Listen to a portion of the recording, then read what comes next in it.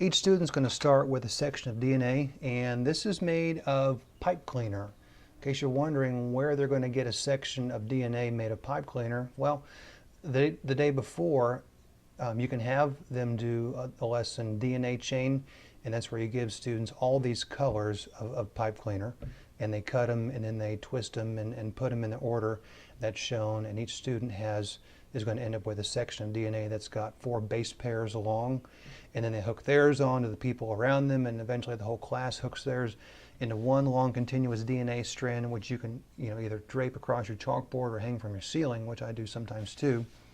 So that would have been yesterday. Now today you're going to section that back off if you don't have any extra or if you don't want to make any more.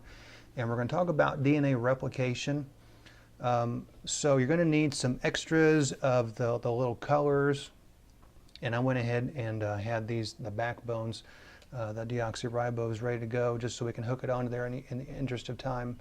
So students are going to have a section. They're going to pull the middle apart starting from one end, right, and going just unzipping down from one end to the next.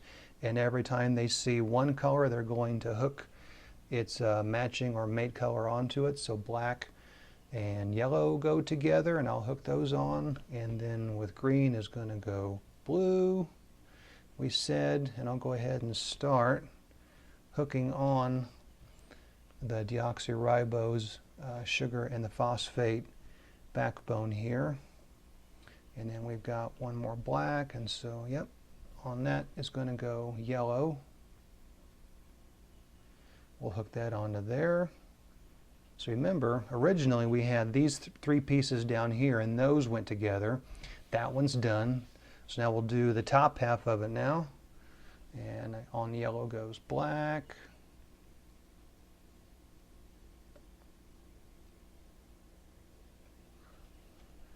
On blue goes green.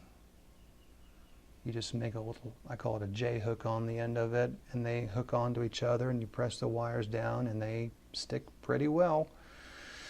And another black on that yellow. And now we'll hook on the sugar phosphate. And what we end up with, if you recall what we started with a little bit ago, we have 2 identical strands just like the first one. How about that?